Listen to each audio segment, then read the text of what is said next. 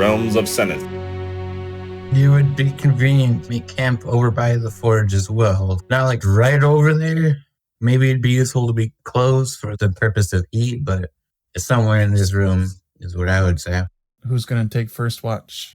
I suppose I don't know. Diamond, could you roll me a wisdom saving throw? 15. So, are there any rituals or something that Diamond does before she's getting ready to trance? She has a self-care routine. During Diamond's trance, you feel something trying to interrupt your rest. Your saving throw, you manage to shake it, but you do get images of the elven lady that was in the armory room. She was attempting to enter into your trance. Can I let her enter to see what she wants?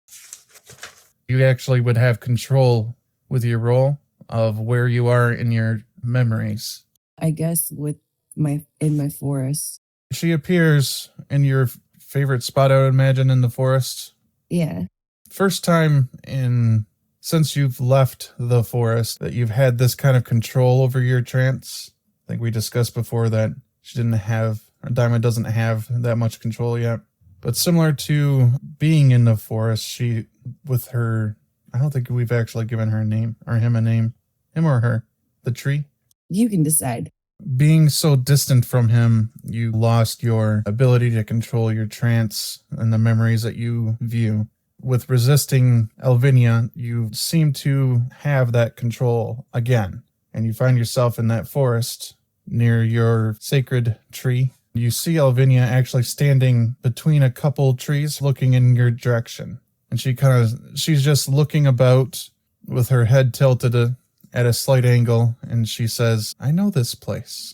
Do you know? This is near Erefort. This tree. She starts to move forward a bit. Reaches her hand out. Oh, this is very old. Well, yeah, it's a tree. Trees are old. Fair enough. To that, which she smiles, and she looks, her head still tilted in your direction. She says, of course. And then she stands at like a rest with her hands in front of her. So, why are you here, though? You were quite curious about me at our first meet. And I have to admit that I was quite curious about you as well. So, we going on a date? Not exactly, no. That breaks my heart. She snickers a bit at that. She says, I was hoping to learn more about you than just one memory. Is there anything else you could show me? What are you going to let me know about you? What would you like to know? Why do you keep visiting the dwarves? I was visiting to reminisce. Why? She says, I admire what's been done in the city. And that is? Well, you seem like adventurers, yes? I'd hate to spoil it for you. I have anxiety. Please spoil my story. The dwarfs had an agreement with their gods, and they broke it. For this, they suffered a retribution. They fought quite well, but in the end, they had to abandon their city. They're survivors. They left the mountains. She's kind of looking off into the distance a bit. She says, some of them came quite near to here, you know. Did they? Some of them settled with the humans of Elkwood, though I suspect you might know some of this. I admire that they stood up to their gods.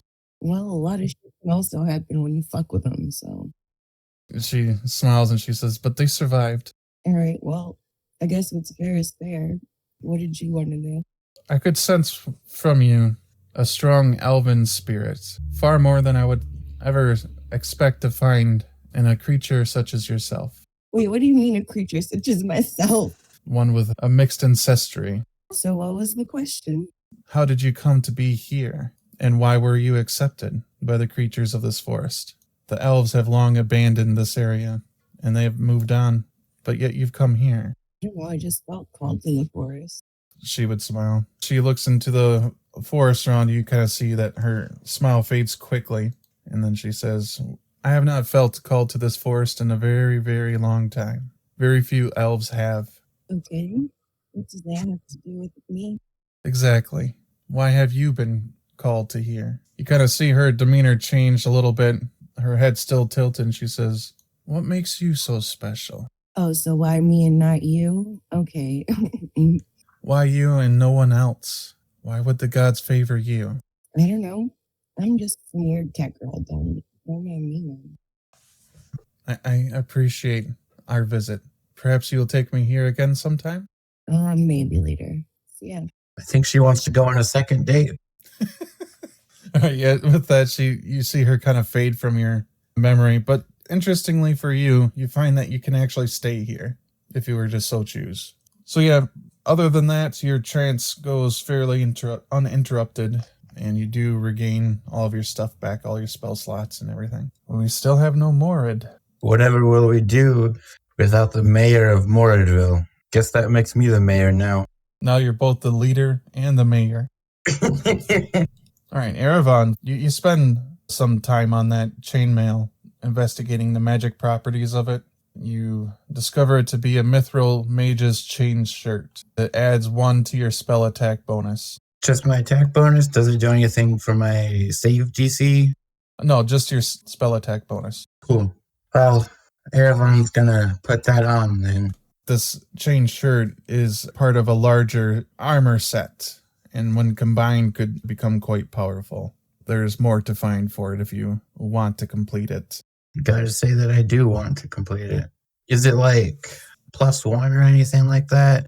No, this part of the armor is just the spell enchantment, or the spell attack enchantment. It's not meant to be the heavy protective part of the armor set.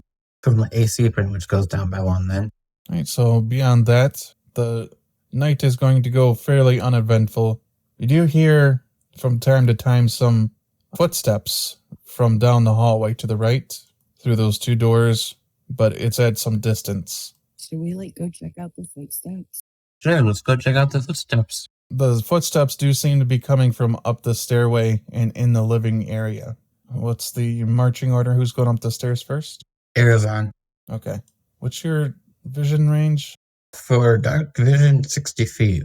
So you can see that there's a large gate that had 4 entrances to it that has fallen to the ground. Pieces of the ceiling have fallen. It looks on the brink of collapse.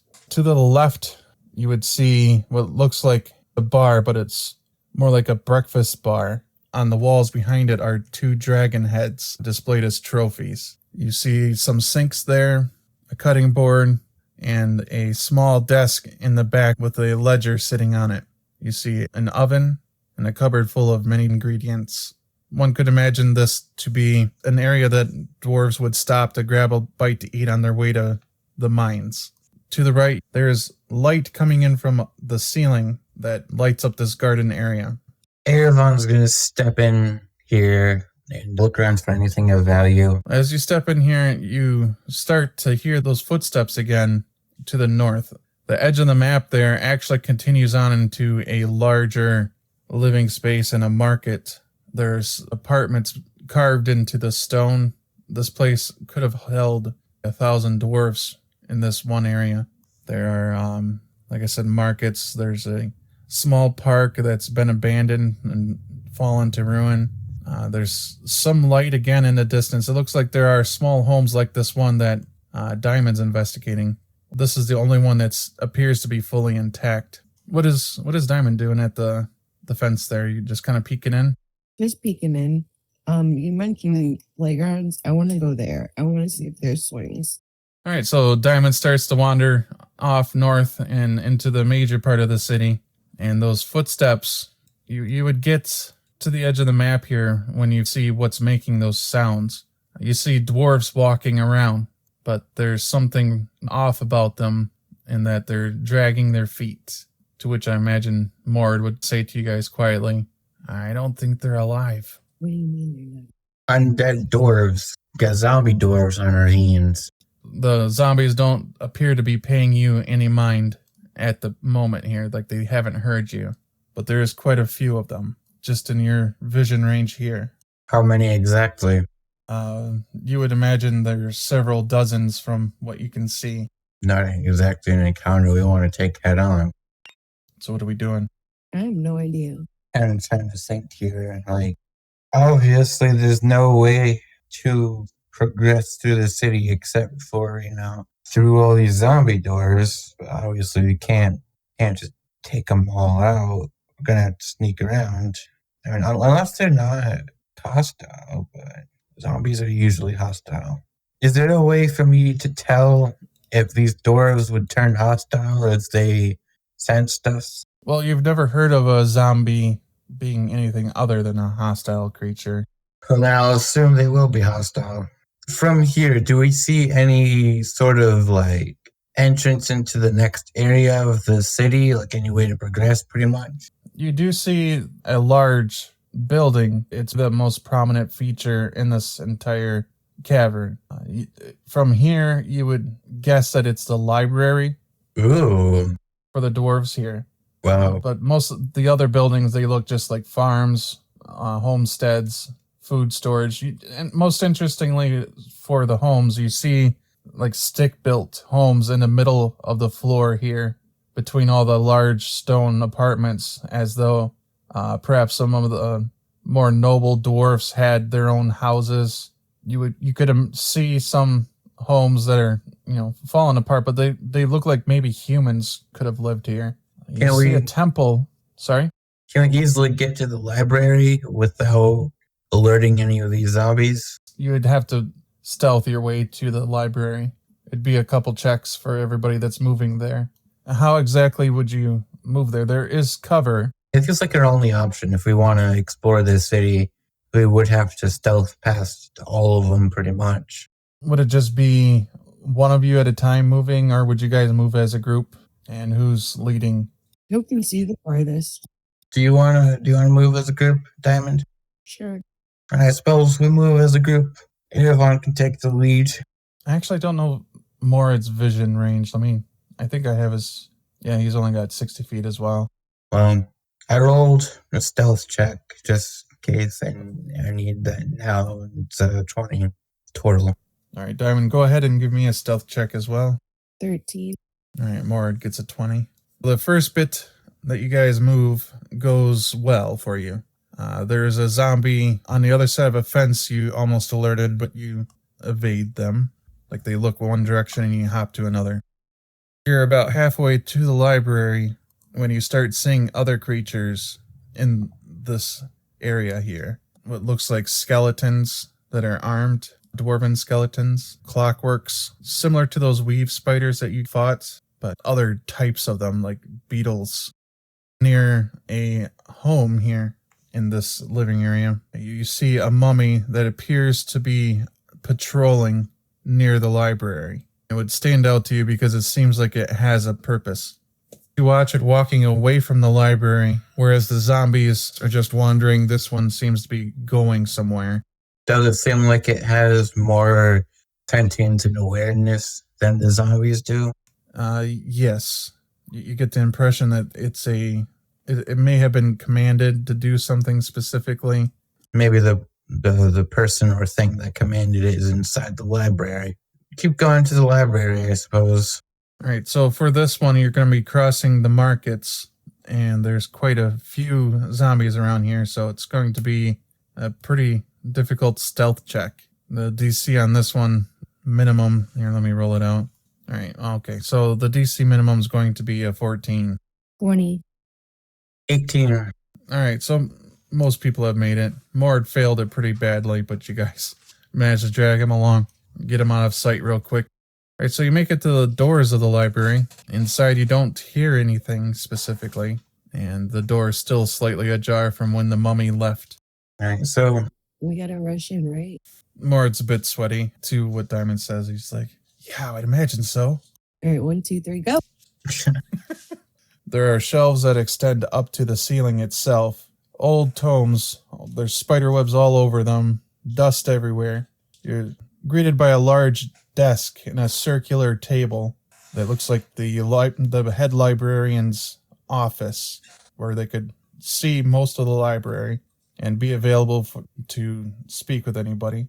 There's large tables set up on the floor here on the first level, where old blueprints and papers and scrolls are laying, having almost turned to dust themselves. There are stairways that ascend about 6 levels. By comparison, this is nearly as large as the library you were apprenticing at Erevan. So this is another grand library.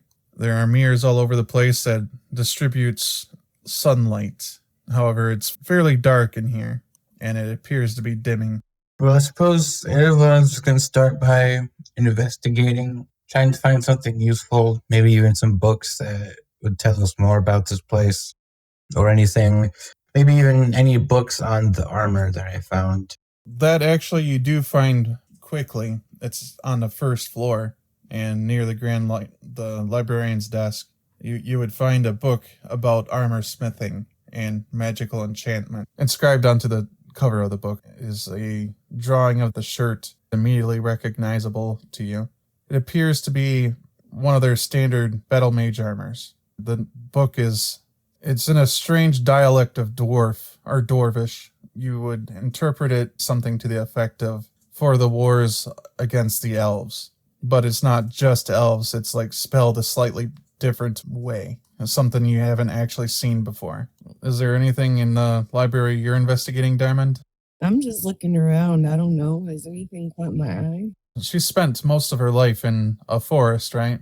Yeah, so she don't really care about books and shit. This is an absurdly large use of wood. There is, like, the wood on the ground here is that wood that the large wooden door was made of, that fine rustic looking stuff. It looks pretty though. Yes. If this place was cleaned up, you could imagine it would be quite beautiful. We can make it cleaned up at some point. We can get the King's Men in here. Once we're done, get them to investigate all these books. Maybe double our library.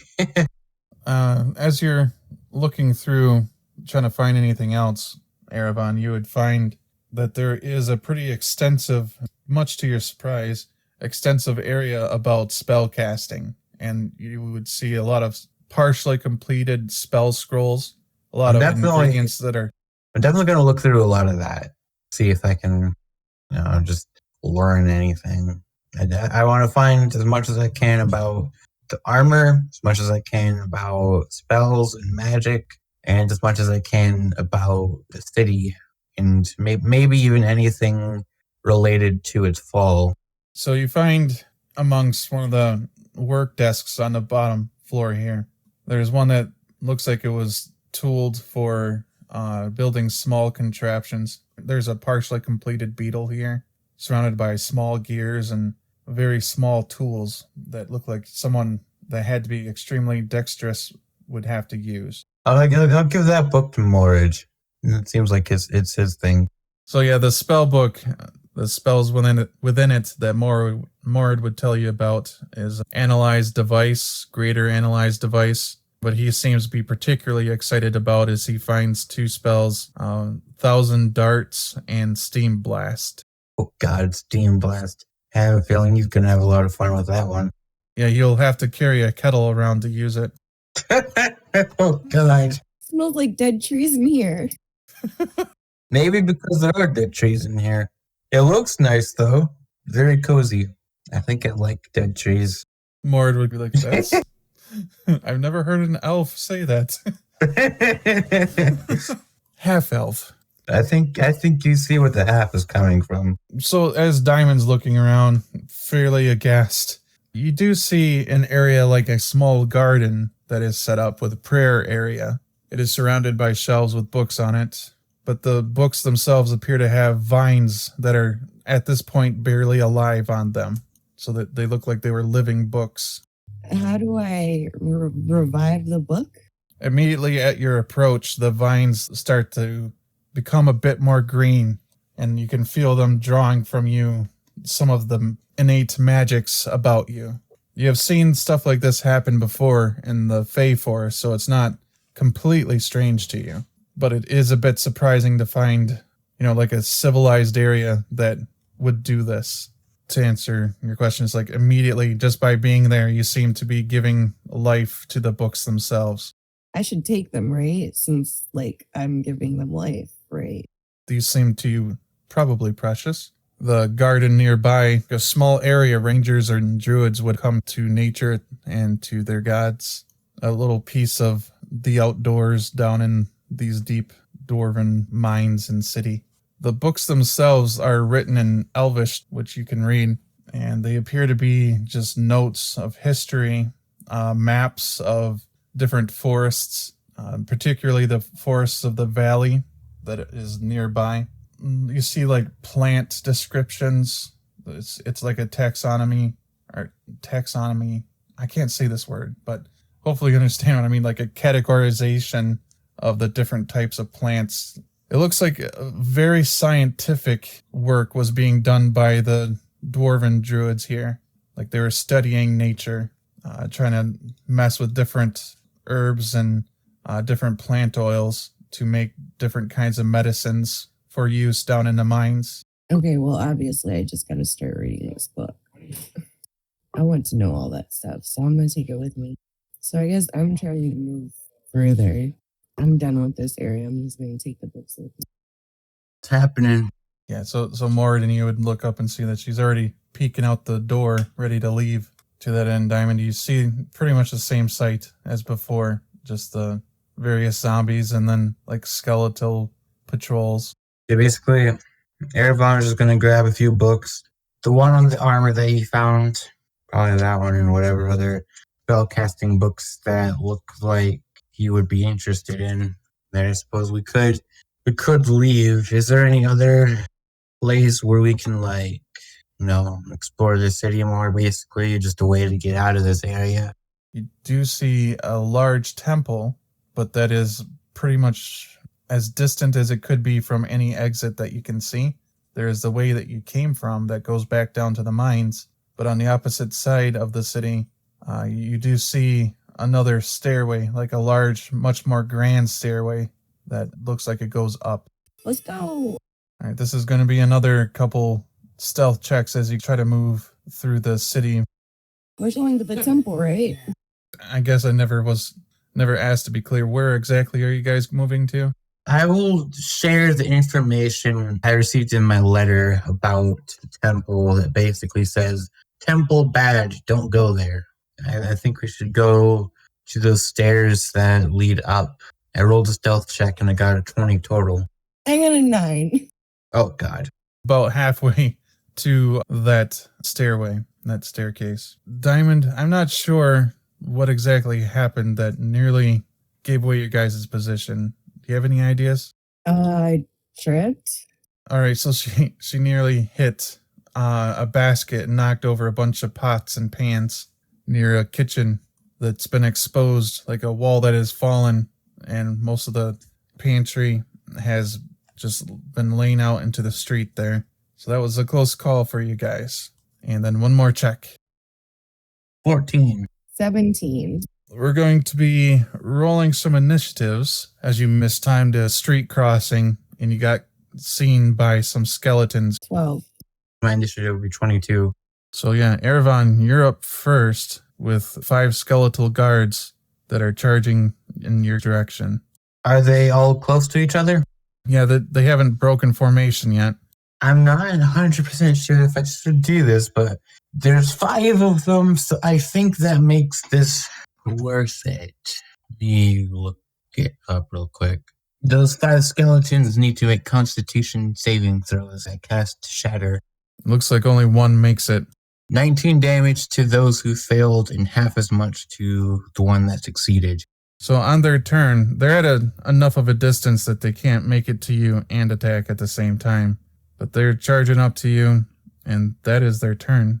Diamond, you're approached by 2 skeletons, both of them wearing armor and are shielded, and they have dwarvish short swords. And by 5 of them, I actually mean 4. One of them is destroyed by Erevan. So I'm going to guess the rest aren't doing so hot. The spell hurt them pretty bad. Let me use Moonbeam. Looks like you can hit 3 of them. So 3 of them must make Constitution saving throws. 2 of them make it. It take half as much damage. Yeah, go ahead and roll the damage. 9. All right, so under the spell that you've just cast, one of them falls into a pile of bones. The other 2 look like they are going to attack without any care. I think I'm going to firebolt with Morid real quick. All right, and another one goes down. Erevan, it's your turn. There's just the one left, it looks. How far away is he from me? He is 5 feet from you. Melee distance? Yeah, it's melee distance. I'll attack with my greatsword then. 20 total. All right, that's a hit. As long as you can do 3 damage. Yeah, I did way more than... It's just 6 minimum because it's 2d6 plus 4. So yeah, he's done. Yeah, he's torn down. And as I chop him down, Erevan's going to say, mind if I cut in? All right, I'll wait until Diamond returns. But this was just a quick little fight. You guys spent about 6 seconds. Yeah, pretty much. I wonder if I should have used that spell slot, but at the same time, I feel like that was like 19 damage to most of them, so probably would have taken a bit longer if I hadn't. Between your spell and the moonbeam, you cut them down before they could really alert anything. I would say you guys did exactly what you needed to prevent your situation from becoming very deadly. Yeah. Okay, I'm back. Welcome back. We'll do one more set of stealth checks as you guys move on from this position, though. 17. 19. All right, yep. So you make it to the staircase. You guys are greeted immediately at the top of the staircase by much brighter light. A very large gate, about 200 feet in the distance, with light coming through it. This must be the actual entrance to the city. You see a ranch to your right that's quite dilapidated, but you can see that there were fences that would hold livestock. And this is a very large ranch. It has a grazing area that's become mostly overgrown at this point. There's a garrison that looks like it would house a fairly large dwarvish military force that guards the gate. And you see like a royal reception area nearest to the gate with a house, a very stylish house, you would say, that's built out of very fine mason work that you would imagine would be like a greeting area for dignitaries. And then it would have been serviced by a nearby kitchen and brewery. So I don't know how to... This is a very large entrance area. It's very elaborate. There's statues in disrepair, missing arms and such at this point, or just laying on the floor. Just your standard typical ruined area, but it's a grand place. Diamond, you would take notice that there is a lot of intentional plant life here. This looks like it would have been a comfortable place for an elf who has, for yourself, you've lived in the woods, but like elves in general living in the woods, they would not have been too out of place here. So this looks like a large effort by the dwarves to be welcoming to dignitaries from the elvish lands that are nearby.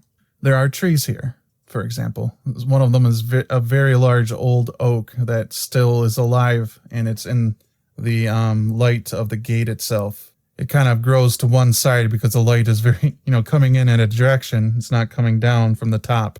Can I climb the tree? Sure. Give me an athletics check. No, I can't. I got meat. Well, I mean, you don't embarrass yourself if that's what you're worried about. Quite difficult to get a good grip. The branches are very high. You do make it up a little the way, but you can't get all the way to the top.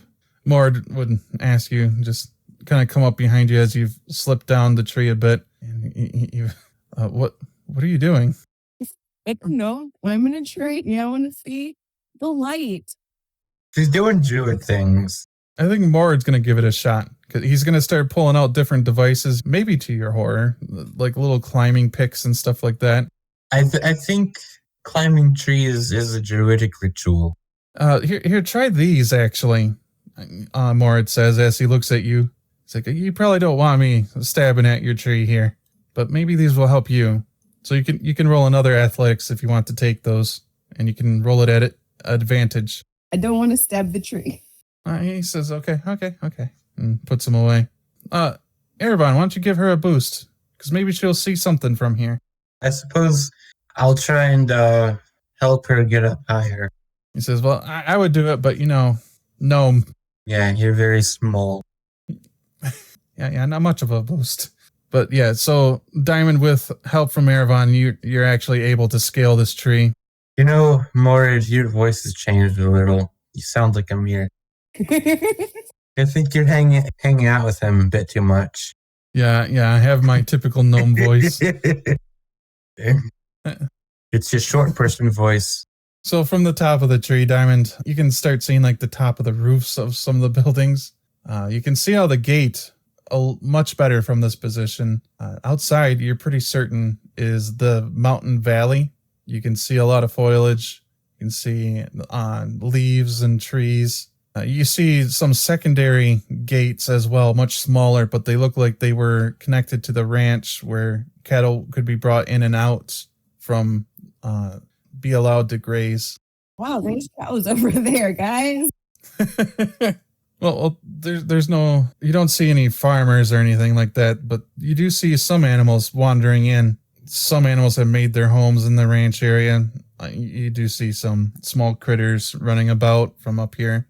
Nature has started to reclaim the city from here, and it's slowly making its way towards the cavern, but there's not a whole lot that could, you would imagine to survive down deep in the city. So roll me a perception check, Diamond. 16. You do spot some large movement near the gate where the animals would be brought in and out, and it doesn't look like an animal. It looks more humanoid, like something just left the area. It was a very shadowy figure. Oh, there's a person thing with the animals. Y'all see that? You want to go see what it is? Let's go. Yeah, go. I'll be right behind you. Erevan takes the lead. I guess I'm jumping out of the tree. Do you need any help getting down? Cat's always laying on their feet. Sounds like a dare for me to make you roll that. No, I won't. I won't make you roll it. You land on your feet, and you guys start making your way to the ranch. Now, as you approach the area you saw the figure, you do see footsteps on the ground. Well, someone's got to be taking care of these animals, right? Like, they look healthy. Yeah. Actually, the gate itself looks like it's been used. We should investigate, try and find this person, talk to them, see what they know. Okay, so are you going to go and leave the city then and go into the woods to look for them? Sure. Wait, are we supposed to be doing something in the city? Mord would be pretty sad to be leaving the city, but I don't think he's going to stop you guys. He's not going to stay there by himself. I don't think he wants to deal with all the zombies and skeletons and mummies and nasty. Honestly, I don't either. Yeah. All right, well, fuck it, let's go. Tracking the footsteps leads you on a wandering path. Roll a survival check for everybody as you're trying to track this person. 15. 18. All right, who's taking the lead on this? Erevan, I'm assuming? Yep. All right, so the tracks end, but you're not seeing anything immediately. You're definitely in the valley. You guys can see the mountains ahead of you through the trees and through the tops of the trees. This is kind of a sparse area you find yourselves in, a fair bit open. So for the tracks that just end here is a bit suspicious, I would imagine, as Mord himself would say. He's like, this is strange. What did you roll, Ninja? I heard dice. I rolled an 18 for the survival check, but I haven't rolled anything since then. Diamond, you would spot that shadowy figure again in a tree. They actually have a bow, and it's pointed in your direction. Oh shit, that guy's got a bow. I'm make some magic stones. Gonna make some magic stones, Erevan? Ready an eldritch blast if this person tries to attack us. You hear that person say, I would hold very still if I were you. Not if you're gonna shoot me with a bow. Why are you following me? Why are you in the ruin taking care of these animals? Like, what's going on here? It's an elvish voice you hear. What is it to you? And why are you coming from inside the Dwarvish ruins? Who are you? I guess you could say we're adventurers, explorers, maybe, trying to learn about the Dwarven city. No one's come from the Dwarvish city in a very long time. How did you manage to navigate it alive? A little bit of skill and a lot of bit of luck. Magic. Yeah, a little bit of that too. She starts to drop herself from the tree. She starts to approach with her bow pointed down, but she stops in the opening there and with her side to you still, as though she's ready to raise her bow again. What magics exactly allowed you to pass through the city? I don't know. Magics. Magic that turns skeletons into piles of bone. There's thousands of skeletons in the city. The cat. Well, I mean, we only encountered a few. We just kind of snuck past the rest of them. She draws her hood back, and you would see that she is a dark elf with a obsidian-colored skin. The evils within have allowed you to pass through the city. You must understand that I'm more than a bit suspicious of you, and a bit hesitant to allow you to pass through these woods. I mean, the only evil I'm aware of is the evil at the temple. What's your business in the city, and how did you make it into the city? You did not come through this way. You see, it's a bit of a long story. We were trying to, stop goblins from attacking merchants. And then we found a well, and we jumped down the well, and we found the city. And then this guy here, and he points at Morridge, and he's like, this guy here calls the city of Morridgeville. I guess he's the mayor. Have you destroyed all the skeletons? Have you cleaned the city? No, we destroyed like 5 of them. Then I don't think anyone's going to honor your claims on the city. Yeah, I didn't think so either. You can take that up with Morridge. Diamond. She's looking at you inquisitively. Why are you staring at me? Are my ears weird? Is my hair sticking out? What's wrong? She says, I meant no offense. You're Diamond, you said your name was. Yeah. My name is Vadania. Nice to meet you, Badania. I'm a ranger in the valley here. This is my clan's home. We protect these woods and prevent any creatures from coming out from where the dwarfs once dwelled. She has scars on her face I should make note of. It looks like she's a pretty seasoned warrior. Do they try to come out a lot? It has been at least a century since they've made any real effort to leave the caves. But every once in a while a zombie would wander out, not, I would say, a coordinated effort to reclaim the forests. The mummy within is quite greedy. The mummy within? Is this mummy... We did see the mummy speak of. Is it a leader or a servant? Well, it depends on which mummy you saw. She would ask you to describe it to her. I described whatever I saw. She would say, it sounds like one of the Templars, not the leader. There's a mummy lord within that rules the city now, rules over all the dead citizens that the mummy lord felt betrayed by and allowed to be killed, essentially. She says, they didn't pay their taxes, their tribute to the temple, so he turned the clockworks against them. This mummy leader, was he the king before everything happened? Did he used to be the king of the city? He was more like the religious leader who guided their greed, loyal to an evil god, and he forced many of the miners to pay in gold for everything they found. He discovered that many of the miners stopped giving him their full earnings, and so he penalized the whole of the city. That's good. Is that? Oh, the temple in the city is, after all, for the dwarf god of greed, so makes sense, I suppose. Kind of going back to the part where I'm a bit suspicious of your presence here and your ability to have passed through the city. All we had to do was just sneak past all the nasties. Yeah, we just snuck past them and I moonbeamed some. He used I don't know what he used. I wasn't paying attention. I was worried about me. I shattered a few of them. You are allowed, I would suspect, to do this. The Templars are quite vigilant, and they prevent anybody from leaving the city without having made tribute to their mummy lord. So what I'm wondering is, what tribute did you pay? None that I can think of. I don't know. You're saying that we were allowed to pass through? She says, most certainly you were. If anything, we took from them. Yeah. What all did you take?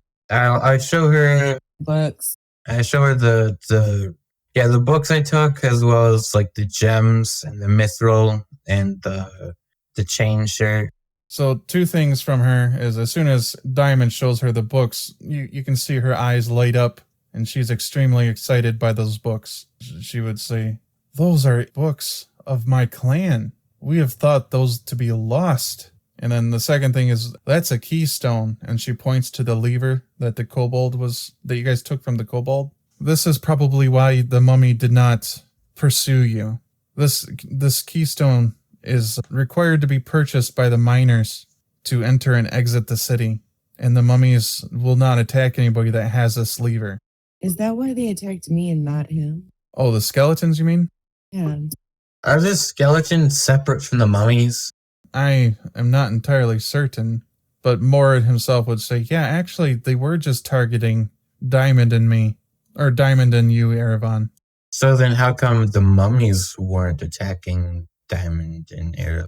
Mummies, Vidana would say, are intelligent creatures, the mummy lord being the one in control of them. But they have memories. They remember their lives, unlike the zombies and skeletons, and they're just as greedy as they were in life. Did you make purchase of this keystone from the temple? We might have stolen it from a kobold. Well, the only one that's probably upset about that would be the kobold. The mummies would not care as long as the keystone was paid for. So after a moment of silence, she says, I believe your stories. You may pass if you wish. But I will ask, what are your plans? Are you leaving the forest? Are you returning to your well? I want to explore the city more, but at the same time, we don't know enough about it. We don't really, it's not like we even have as much as a map. I feel like we got to know where to go in order to explore it more before we explore it more. Because if we try to do that now, we're going to run into a bunch of nasties. So I feel like our next move, maybe return to the city, turn to the king. She says, so you do plan to claim the city, the Dwarven city?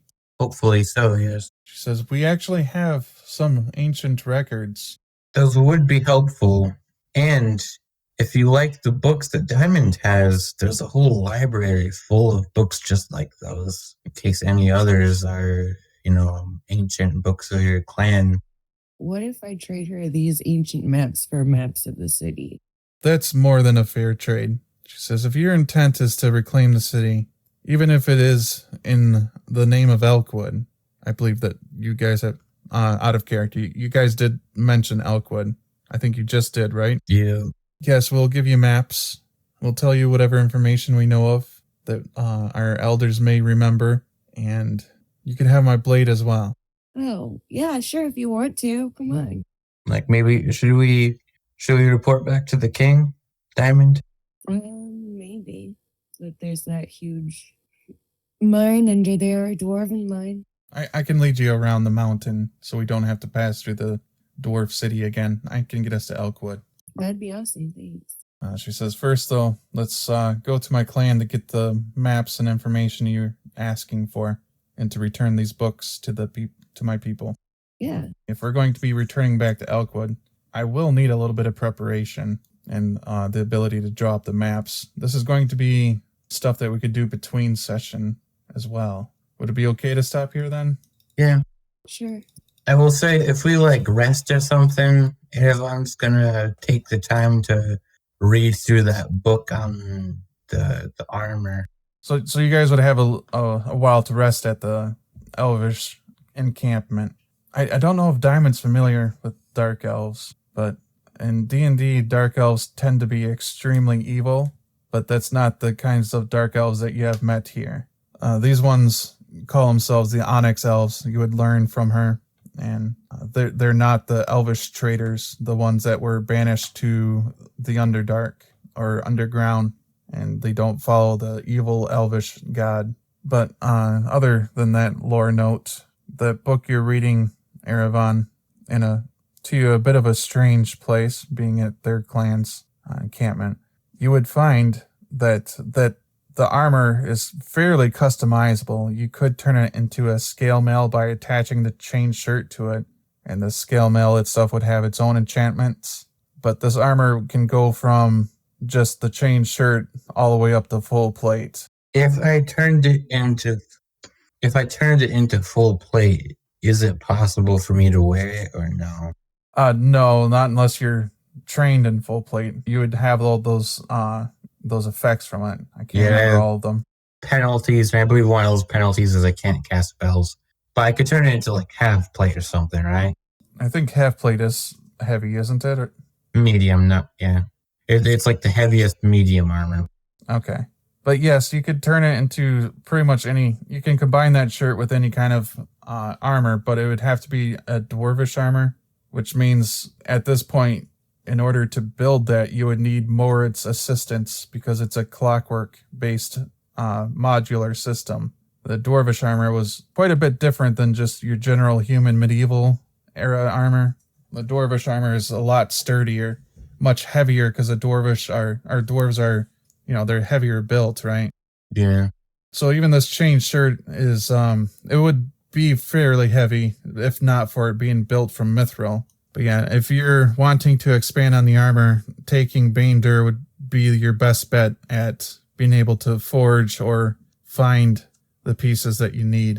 Yeah, I definitely feel like our best bet at doing that is talking to these elves, getting what information they have, and going back to the city and talking to the king, convincing him to send troops there, clear the place out. Might even need like some paladins and clerics to deal with the evil and magics that are there. All right, so the Onyx Elves would tell you some stories about the city, but most of them culminate to what Vandana had summarized for you. The actual name of the Mummy Lord himself is Bane Dur, so he's got a pretty invested interest in keeping the city as his own, even if he's just ruling over undead creatures.